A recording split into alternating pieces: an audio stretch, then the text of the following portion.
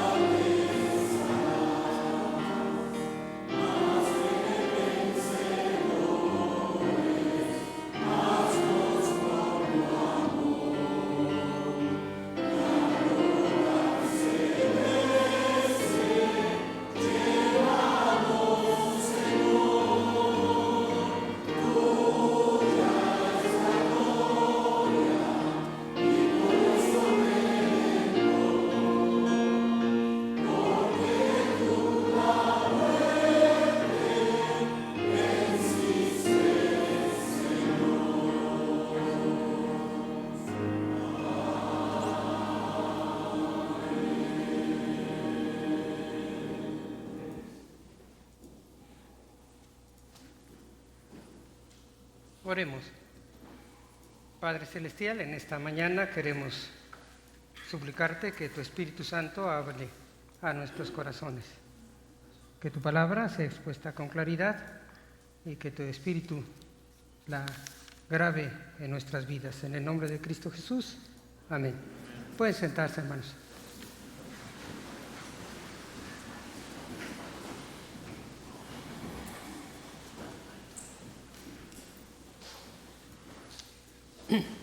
Abran por favor sus Biblias en el Evangelio de Mateo, capítulo 16, a partir del versículo 13, en la lectura que hicimos hace unos momentos y en la cual meditaremos en esta mañana y en otros pasajes.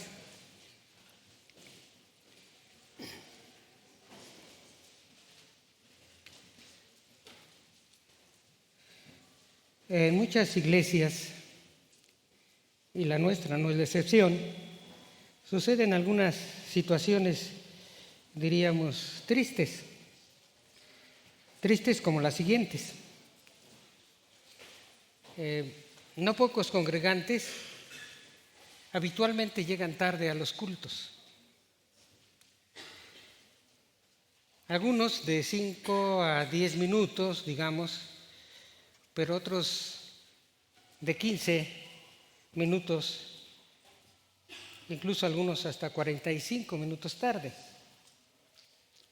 después de que empezó el servicio. No hablo de esos retardos que casi todos tenemos alguna vez, sobre todo en una ciudad tan impredecible como la nuestra, en la que suceden pues cosas fuera de nuestro control. Hablo de aquellos que habitualmente llegan tarde. Cuando teníamos un culto a las 12, había una familia que llegaba siempre a las 12:30. Cuando tuvimos 2 cultos, uno a las 9 y otro a las 12, yo supuse, ¿verdad?, ingenuamente, que esos hermanos que llegaban a las 12:30, pues iban a llegar a las 12, ¿no? Digo que llegaban a las 12 cuando empezábamos a las 11:30, que iban a llegar a las 12, pues no. Empezaron a llegar a las 12:30. Existen hermanos que no han participado hace años en un culto completo. No están en la invocación, no están en el preludio, ¿verdad?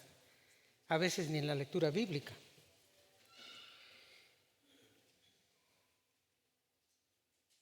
La mayoría de los feligreses en casi todas las iglesias solo asisten a un culto en toda la semana. Y además al salir se sienten satisfechos y dicen, ya cumplí.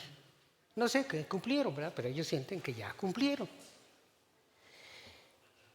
Muchos, no todos, podrían congregarse en otros cultos y colaborar en otras actividades, múltiples actividades que la iglesia tiene. La asistencia a la escuela dominical de los adolescentes es muy escasa. Y incluso hay iglesias que no tienen clase para adolescentes. Y resulta indudable que los responsables directos de la ausencia de los adolescentes en la iglesia son los padres. Se esfuerzan en la semana por llevarlos a la escuela, aunque entran a las 7, entre las 7 y 8 de la mañana, pero no los traen a la escuela dominical, que en nuestra iglesia empieza una vez a la semana, ¿verdad?, el domingo obviamente, al 20 para las 11 de la mañana. Existen iglesias que no cubren sus gastos porque los congregantes ofrendan por debajo de sus posibilidades económicas, que no es el caso de nuestra iglesia, claro. Nuestros tesoreros informaron en la sesión de negocios de diciembre que cubrimos absolutamente todos los gastos del año pasado. Y así nos ha sucedido durante los últimos años, gracias a Dios. Sin embargo, esto no quiere decir, aunque lo repitamos antes de recoger las ofrendas, que todos reconocemos que ofrendamos de lo que hemos recibido de la mano de Dios, ni que ofrendamos conforme a la bendición que Dios nos ha concedido, me refiero económicamente, ni que todos ofrecemos la debida honra a su nombre con liberales ofrendas que den gloria a Dios, ni que todos son alegres dadores. Bueno, enumeré algunas conductas, digo tristes, de algunos cristianos con respecto a la iglesia: la impuntualidad, limitarse a asistir a un culto dominical, la indiferencia de los padres para propiciar la educación bíblica de sus hijos en la iglesia, no ofrendar generosamente para la obra de la iglesia. Y me pregunto, ¿qué concepto de la iglesia debe de poseerse para tener esas conductas? Yo te invito en esta mañana a que compares el concepto de la iglesia revelado en las Escrituras, seas o no un asistente asiduo y puntual, o si lo seas, no importa. Tu colaboración en distintos servicios de la iglesia, y si ofrendas de manera desprendida. Miren, la iglesia, de acuerdo con lo que revela la Escritura, tiene un origen divino. Sí, hermanos, la iglesia tiene un origen divino. Se pertenece a la iglesia por un acto divino. Y la iglesia vive gracias a Cristo. Ahí en Mateo 16 leímos que Jesús reveló a los 12 apóstoles su decisión de edificar la iglesia. Previamente había una confesión de Pedro, cuando él les preguntó, de acuerdo a lo que leímos, que quién decía la gente que él era, que quién era él. Y entonces ellos le dijeron pues que Juan el Bautista, que Elías, que Jeremías o que algún otro profeta. Pero entonces después les hace la pregunta directa: ¿y vosotros quién decís que soy yo? Y Pedro respondió a nombre de todos, porque la pregunta fue dirigida a todos, pero Pedro, como hemos leído en los evangelios, pues siempre se destacó por su liderazgo. Él se paró enseguida y respondió: tú eres el Cristo, el Hijo del Dios viviente. Y miren, expresó un doble reconocimiento, que Jesús era el Cristo, es decir, el Mesías, el liberador de Israel e instaurador de un reino de justicia.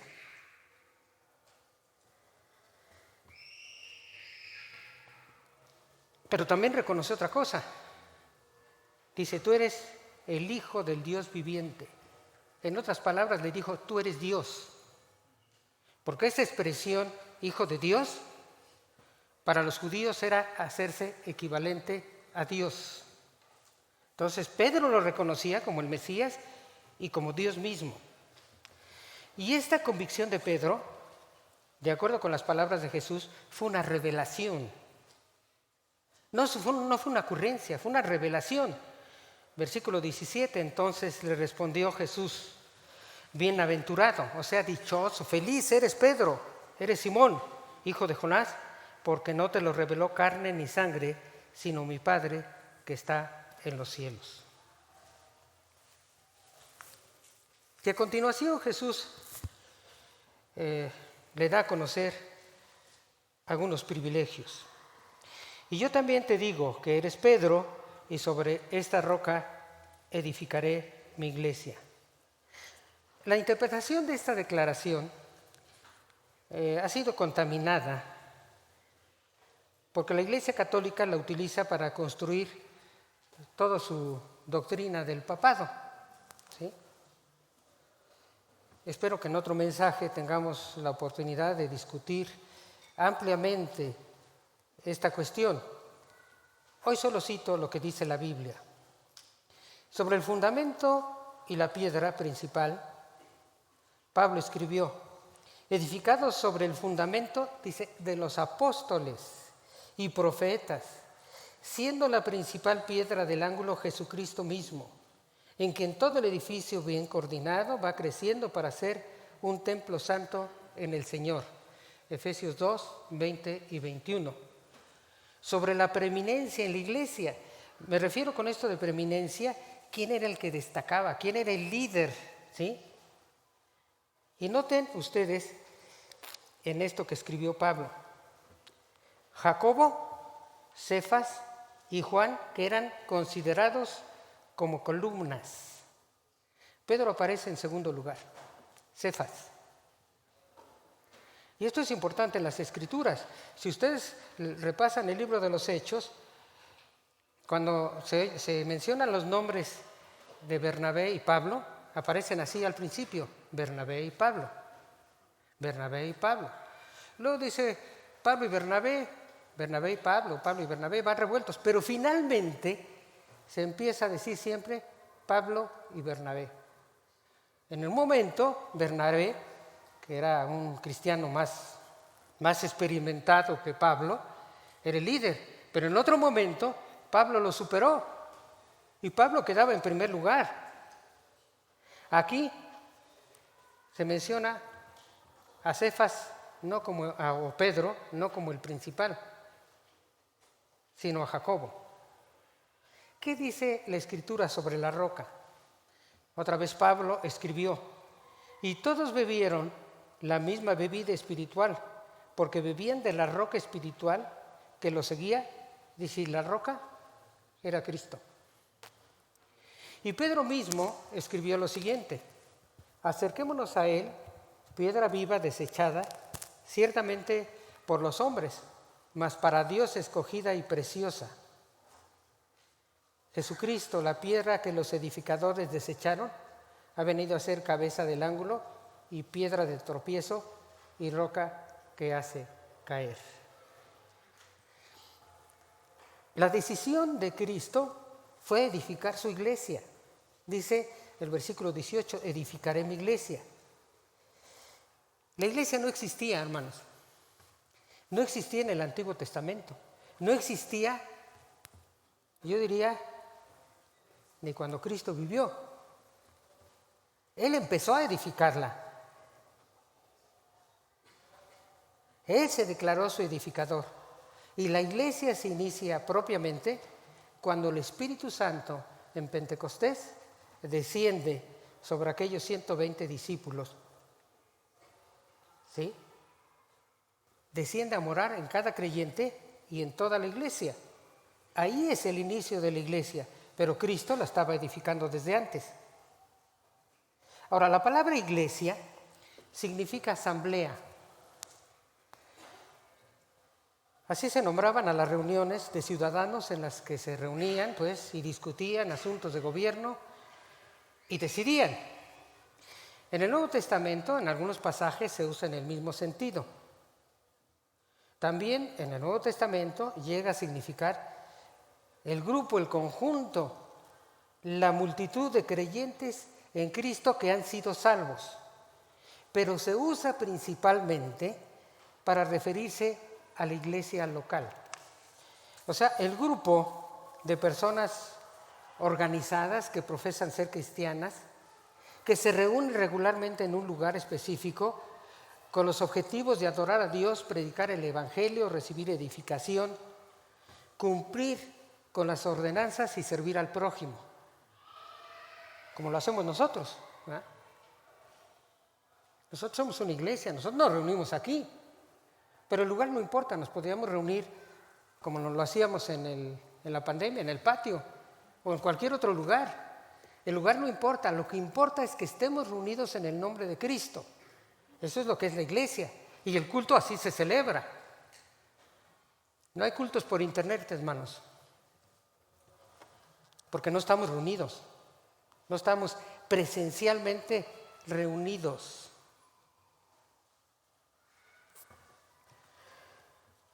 Este sí es un culto. Y hay muchos más en muchas otras iglesias y lugares. Ahora, un especialista en cuestiones de la iglesia escribió lo siguiente: la idea prevaleciente y fundamental de la iglesia es la de un cuerpo local organizado sobre principios democráticos con propósitos de culto y servicio. De las 114 veces que el término se usa en el Nuevo Testamento, o sea, el término iglesia, al sentido local nosotros le hemos asignado un total de 93, en términos de porcentaje un 81%. Es decir, en el Nuevo Testamento, cuando se refiere a iglesia, se refiere a una iglesia local, en el 81% de los casos. ¿Sí? Iglesias locales, pues era Corinto, Filipos, etcétera, ¿sí? Donde Pablo dirigió sus cartas. Incluso cuando se dirigió a Filemón, se reunían en una casa de la iglesia. Además declara Jesucristo la permanencia de la iglesia y su indestructibilidad. No será destruida. Dice el versículo 18, y las puertas del Hades no prevalecerán contra ella.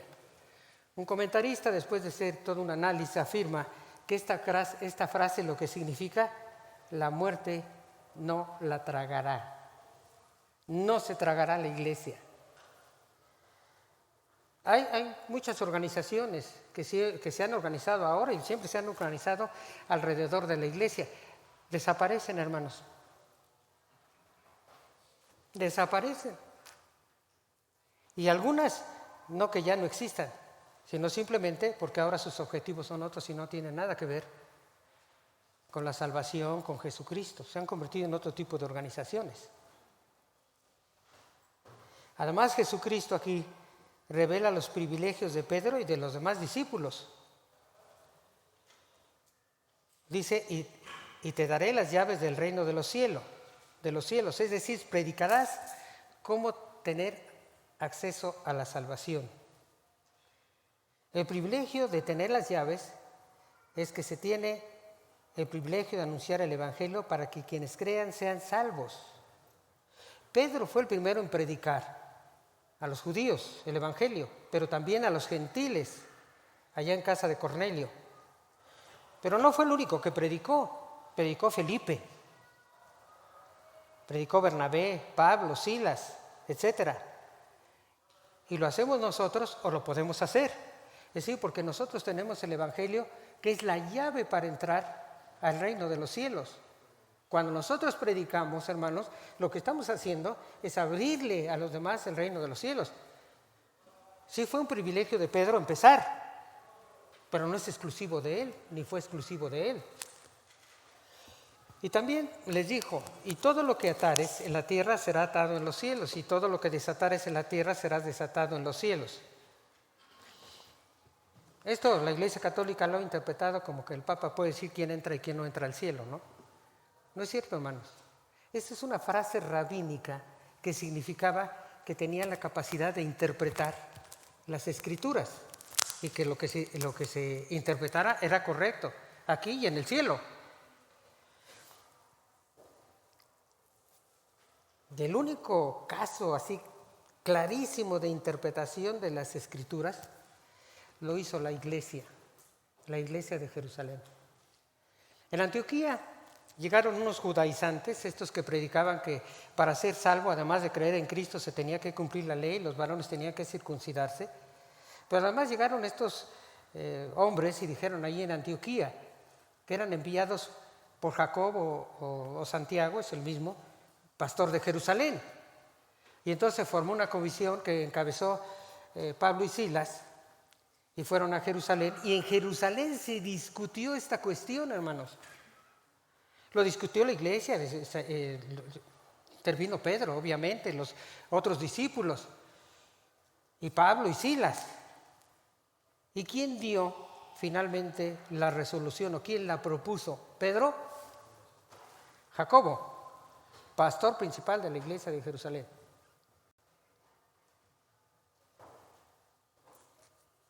De aquí podemos sacar una primera conclusión.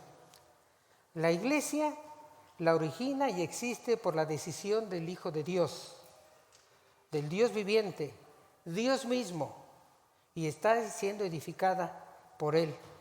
Entonces la iglesia tiene un origen y un desarrollo divinos. ¿Ya se fijaron, hermanos? ¿Dónde estamos? Ahora, se pertenece a la iglesia por un acto divino. Si tú has creído en Cristo, tú perteneces a la iglesia por una decisión soberana de Dios. Porque Él decidió darnos la salvación. Miren, los dos puntos que expongo a continuación tienen su origen y fuente en la gracia de Dios. La muerte y la resurrección de Cristo y la obra del Espíritu Santo. Cristo, el Hijo del Dios viviente, vino a este mundo para beneficio nuestro. Él dijo, porque el Hijo del Hombre vino a buscar y a salvar lo que se había perdido. Lucas 19:10. Cristo murió por nuestros pecados. Dice la Escritura, mas Dios muestra su amor para con nosotros, en que siendo aún pecadores, Cristo murió por nosotros. Romanos 5:8. Pero no solo murió, resucitó para nuestra justificación. Y la Biblia enseña que Cristo entregó su vida y Él mismo la tomó porque Él tenía la capacidad de hacerlo. Dice Romanos, Jesús, Señor nuestro, el cual fue entregado por nuestras transgresiones y resucitado para nuestra justificación. Romanos 4:24 y 25. Justificar quiere decir que tenemos la medida que Dios exige, la medida de justicia que Dios exige para salvarnos, pero no la tenemos por nuestros méritos. La tenemos porque Jesucristo murió y resucitó por nosotros. Ahora, y Dios por su soberanía y su gracia estableció que la salvación, que incluye, fíjense bien, el perdón de los pecados, la justificación, una nueva vida, la inclusión en la iglesia y la vida eterna, la obtenemos por fe. Él decidió que fuera por fe, que el medio fuera la fe. No que la fe nos salve, hermanos, que quede claro, nos salva el sacrificio de Cristo, su resurrección, pero nos apropiamos de estos beneficios por medio de la fe. Es claro que, ahí lo dice Efesios 2, 8 y 9, porque por gracia seáis salvos por la fe, y esto no es de vosotros, pues es don de Dios, no por obras para que nadie se gloríe. Pero el don es la salvación. El medio es la fe.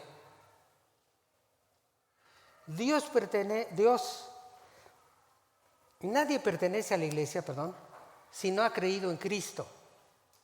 Pero para creer en Cristo es indispensable la obra del Espíritu Santo. Otra cuestión divina, el Espíritu Santo es Dios.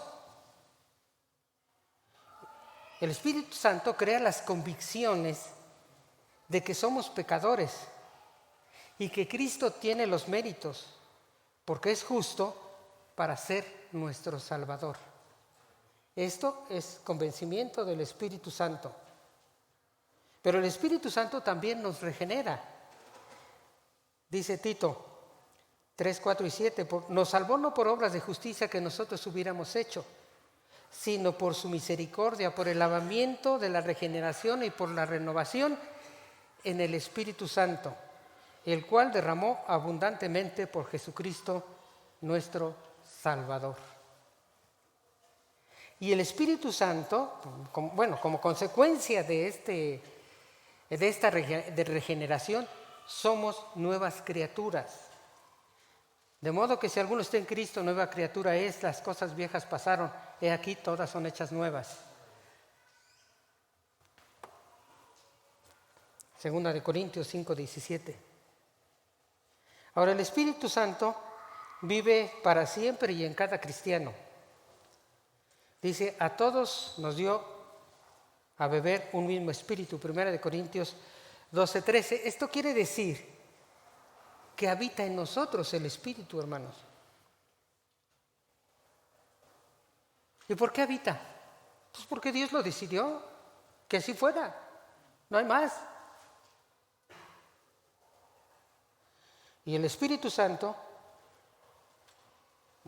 al ser bautizados en Él, somos incorporados a la iglesia. Dice, porque en un solo espíritu fuimos bautizados. ¿Quién nos bautizó? Cristo. En un solo espíritu, que es el Espíritu Santo. Dice que hemos sido bautizados para un cuerpo. Y luego dice, sean judíos, griegos, sean esclavos o libres. Y luego dice, vosotros pues sois el cuerpo de Cristo. Cuando una persona cree en Cristo, o sea, cuando nosotros lo aceptamos o confiamos en Él, lo recibimos, como quieran decirlos, como nuestro Salvador personal, inmediatamente Cristo mismo nos integra a la iglesia. Somos miembros de su cuerpo. Estamos unidos en un solo cuerpo. Dice, todos fuimos bautizados para un cuerpo, sean judíos o griegos, sean esclavos o libres. El Espíritu Santo, al incorporar a todo creyente en el cuerpo de Cristo, se termina con todo tipo de discriminación. Dios ha incorporado a la iglesia a judíos y griegos o gentiles. Y también termina con las diferencias sociales, libres y esclavos. En nuestra iglesia no hay estas diferencias. Todos somos salvos, todos tenemos el Espíritu Santo. entonces tenemos una segunda conclusión. Al creer en Cristo, tú pasas a formar parte de la iglesia por un acto divino. El Espíritu Santo, en el Espíritu Santo somos bautizados. Y Dios nos incorpora a la iglesia, fíjense bien, con dones para que colaboremos en la edificación de una iglesia local. Cada uno de ustedes tienen dones. Algunos cristianos se comportan como agentes libres.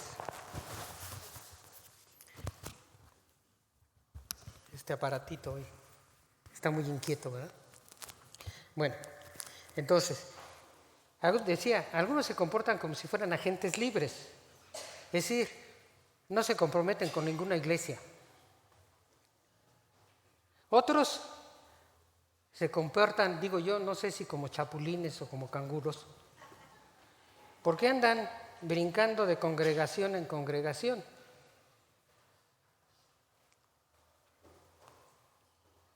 Algunos con periodos no muy largos. Hace tiempo nos visitó un pastor, un predicador, y cuando terminó el culto me preguntó por un hermano que si todavía se reunía con nosotros. No sé qué cara hice, hermanos, porque pues como que no quería yo hablar mal del hermano, ¿verdad? Pero entonces él me dijo, bueno, lo que él llama reunirse. Y le dije, sí, en efecto, lo que él llama reunirse sí viene con nosotros.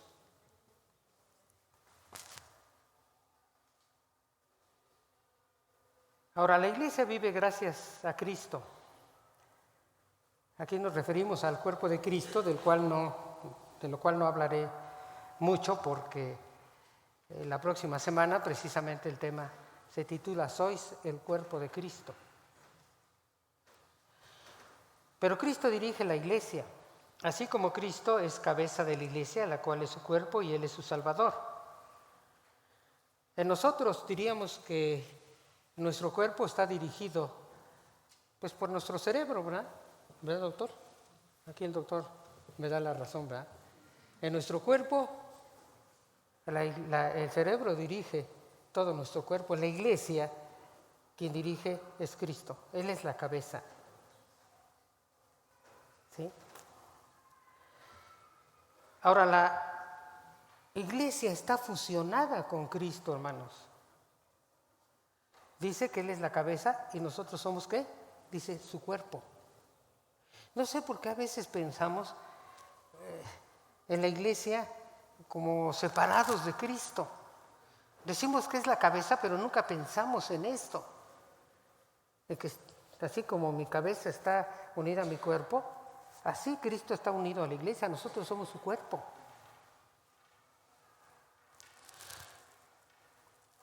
Es decir, que formamos un organismo vivo, y un organismo vivo indivisible. Así estamos unidos con Cristo, hermanos.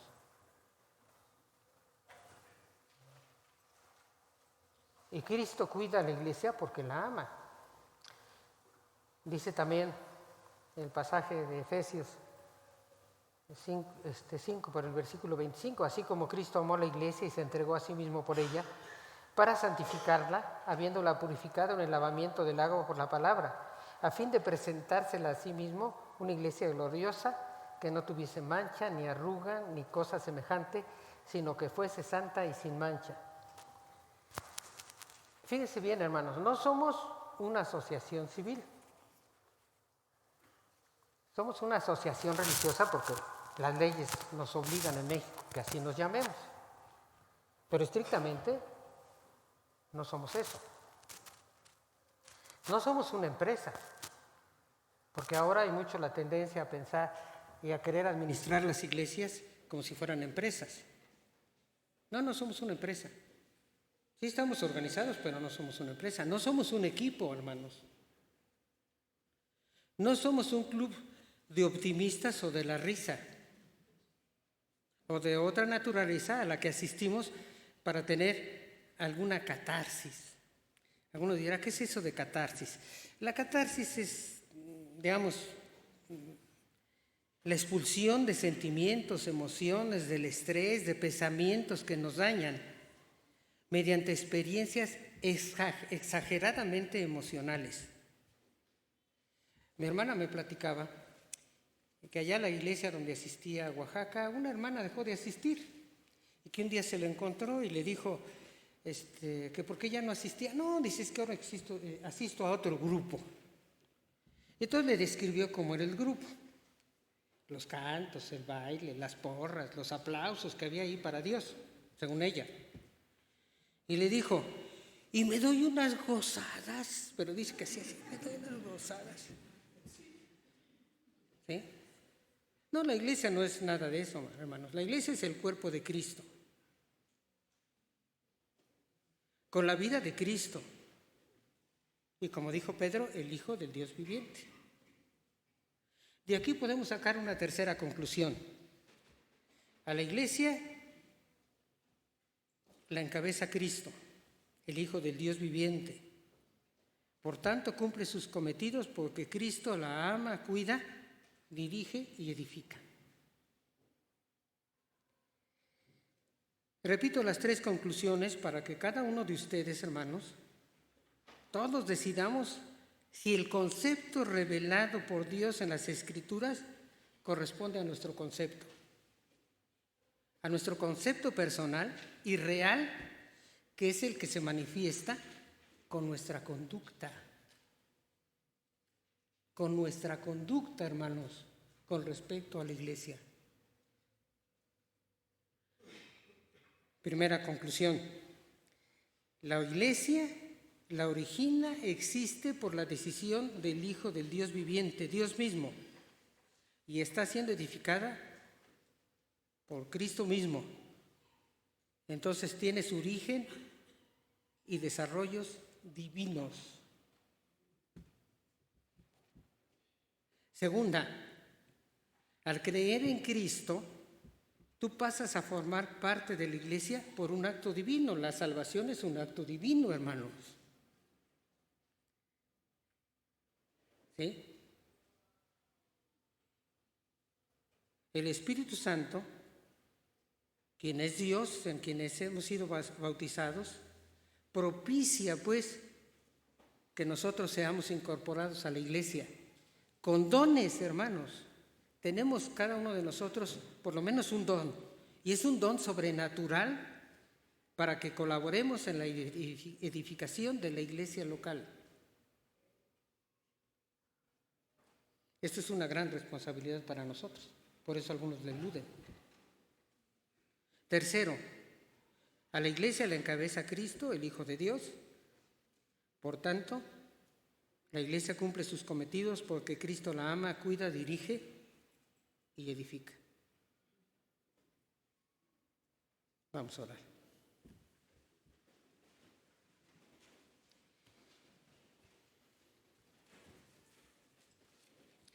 Te damos gracias, Señor, porque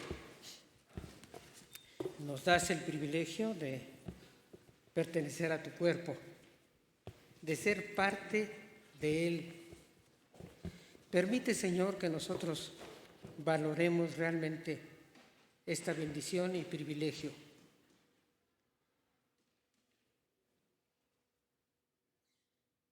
Y que podamos, Señor, con nuestras conductas, con nuestro servicio, con nuestra gratitud, expresarlo, con nuestra responsabilidad, que lo podamos expresar, que podamos cumplir el propósito que tú tienes para la iglesia en este tiempo. En el nombre de Cristo Jesús. Amén.